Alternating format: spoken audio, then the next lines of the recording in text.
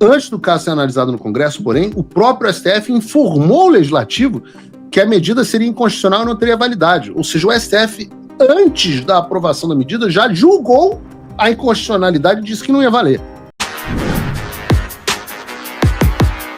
Olavo é do Carvalho, melhor canal de corte do YouTube.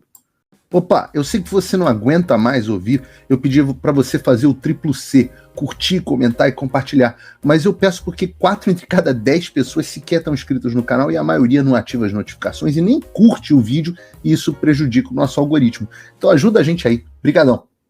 Falando em Supremo, a gente tem uma notícia que confirmou algo que foi tratado no Paulo Figueiredo Show da última semana, porque quem assistiu os nossos 2 programas na semana passada certamente se lembra, mas caso você não tenha acompanhado, saiba que a Câmara dos Deputados aprovou no dia 7 de maio a sustação da ação penal contra o deputado federal Alexandre Ramagem relacionada ao 8 de janeiro. Nem foi apenas só relacionada ao Ramagem, mas certamente a expectativa dos políticos era de que se essa decisão em primeiro lugar favorecesse o Ramagem e impedisse o prosseguimento da ação penal contra ele no Supremo, mas também, em segundo lugar, havia uma expectativa de alguns que manifestaram que ela se estendesse ao Bolsonaro, impossibilitando que a ação penal contra ele também prosseguisse. Eu disse a vocês, sou muito claro sempre, apesar de eu gostar muito dessa ideia, juridicamente eu não vi como ter esse entendimento da lei. Já havia, inclusive, aqui adiantado que certamente o Supremo Tribunal Federal derrubaria a decisão contra o Ramagem, nem sequer chegaria a tratar como se houvesse a possibilidade de beneficiar o presidente Bolsonaro. E dito e feito, está aí o resultado. A notícia é que, por unanimidade, o STF mantém o processo contra o Ramagem. É importante dizer que eu não falo isso para diminuir o esforço do PL e do próprio presidente Hugo Mota, que tem que ser muito aplaudido nesse caso. Pelo contrário, eu achei uma ação excelente. Acredito que a Câmara deva defender cada vez mais as suas prerrogativas usurpadas pelo Supremo Tribunal Federal.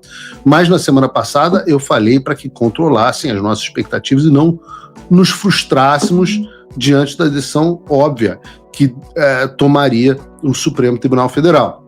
Na mesma semana, logo em seguida, a deputada federal, que eu gosto muito, acho injustamente muito linchada publicamente, a deputada federal Carla Zambelli, também teve uma condenação pesada no caso envolvendo o hacker lá do Delgatti, 10 anos de prisão em algo que, se fosse feito contra qualquer outra pessoa que não o Alexandre de Moraes, sequer teria virado uma ação penal. E eu defendi publicamente no X que o mesmo caminho que foi tomado para o Ramagem, a sustação da ação penal contra ele, deve ser tomado em relação à deputada Carla Zambelli. Não só ela, como outros deputados, inclusive tem um outro aí que eu esqueci o nome, acusado de corrupção. Não interessa. Não se trata mais do mérito. Se trata de uma disputa entre limites de cada poder. Mas eu estava dizendo que no final das contas, se tratava de uma divisão, de uma delimitação das competências de cada um dos poderes. Trata-se de colocar limite ao Supremo Tribunal Federal. Então, é necessário que a oposição, e eu conversei sobre isso com o deputado Sóstenes Cavalcante, é necessário que a oposição tome as mesmas medidas para proteger a deputada Carla Zambelli e que o PL acompanhe decisões idênticas envolvendo outros deputados. Outra coisa que eu comentei é que, diante da negativa do Supremo, no caso do Ramagem, a Câmara não poderia permanecer inerte. E parece que o Hugo Mota está disposto a tomar mais providências sobre o assunto, porque, pelo menos diz a coluna da Bela Megali no Globo, algo parecido, a resposta de Mota ao STF após a decisão que mantém o processo contra o Ramagem. E o texto da reportagem da Bela Megali diz o seguinte: a aliados, Mota destacou que a reação dos deputados à decisão foi muito negativa, pois os parlamentares consideraram a medida uma afronta ao legislativo. A suspensão do processo foi aprovada por 315 deputados que votaram no plenário. Fala pessoal, tá gostando desse vídeo? Não esqueça de deixar o seu like e se inscrever no canal Olavo é do Carvalho para receber notícias quentíssimas todos os dias. Isso ajuda demais o nosso trabalho e o YouTube irá recomendar para mais pessoas. da casa. Antes do caso ser analisado no Congresso, porém, o próprio STF informou o Legislativo que a medida seria inconstitucional e não teria validade. Ou seja, o STF, antes da aprovação da medida, já julgou a inconstitucionalidade e disse que não ia valer. Continua a reportagem. Agora, mesmo com o STF já tendo decidido sobre o tema, Mota vai esperar até terça-feira o prazo que termina o julgamento dessa ação no plenário virtual para enviar uma resposta ao tribunal. O presidente da Câmara disse a congressistas que algo será feito para mostrar insatisfação com a corte. E aí a gente tem que dizer duas coisas. Primeiro, que nada disso ocorre do nada. Todos esses movimentos são decorrentes de forte pressão e cobrança do PL. Mais uma vez, parabéns ao deputado Sócrates Cavalcante. E uma pressão deles por respostas cada vez maiores ao Legislativo contra os desmandos do Supremo. E isso tem causado um movimento que está crescendo dos deputados se posicionando de maneira contrária ao que tem feito o STF. Volto a fazer a comparação com o caso do Daniel Silveira, quase invertido nas suas votações. A Câmara mandou o Daniel Silveira para a prisão. Hoje me parece óbvio que não mandaria.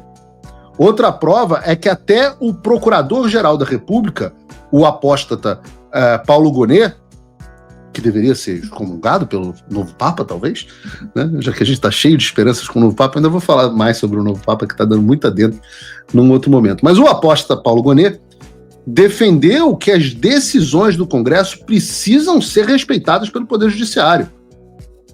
Então, grande parte do valor dessas ações da Câmara, mesmo que sejam freadas pelo STF, é que cada vez que o Supremo faz isso, ele gera mais atrito com o Legislativo e deixa eles em uma situação cada vez mais delicada. E volto a dizer, faço a reflexão, se você acha que isso não adianta nada, lembrem-se que nós tínhamos, até pouco tempo atrás, mesmo durante o governo Bolsonaro, um Congresso que dizia amém para tudo que o STF fizesse.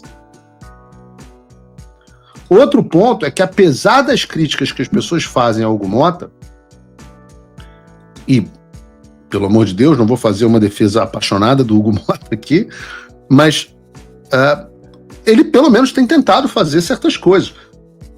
Se ele não quisesse fazer esse processo do ramagem chegar à votação, nada disso aconteceria.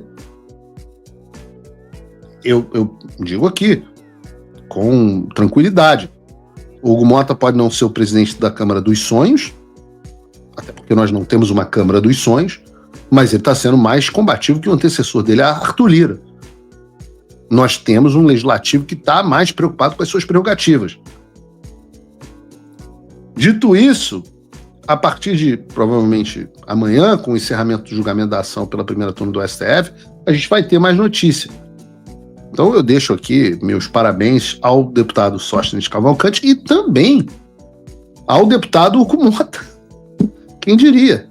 E todos os demais envolvidos nessas articulações, resposta da Câmara dos Deputados, e digo que, no que a gente puder, vamos ajudar o projeto da anistia a ser pautado. Faça o tal do triplo C. Curta, comenta, porque a integração do chat ajuda muito, e compartilhe. Você pode fazer essas 3 coisas que ajudam o algoritmo aparecer, mas eu não tô brincando não, pessoal. Dá uma paradinha agora de 1 segundo e clica no joinha, que às vezes sabe, essa pessoa já tá acostumada a ouvir isso. Não, é importante que você faça isso, porque se você não fizer, inclusive atrapalha o vídeo, parece que o vídeo é menos relevante. Então, se você, como eu, tá dormindo mais tranquilo agora que o Trump voltou à presidência, ótimo. Mas e o Brasil?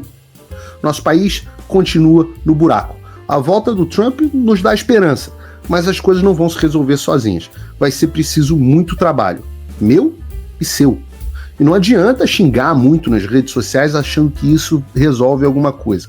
Não tem salvador da pátria, não tem um político que vai resolver por você. A responsabilidade é sua. Eu larguei tudo para me dedicar a isso. E você? Como você pode ajudar sem abandonar as suas obrigações? Simples. Apoie quem está na linha de frente. Sem isso, esse trabalho simplesmente não continua. Acesse www.paulofigueiredoshow.com/apoie e com a partir de $5 por mês, garanta que isso siga em frente. Se puder ir além, Torne-se meu patrono Gold e participe do meu grupo privado e ajude a definir as minhas próximas pautas. A diferença entre vencer e perder está na ação. Durma tranquilo, sabendo que você fez a sua parte.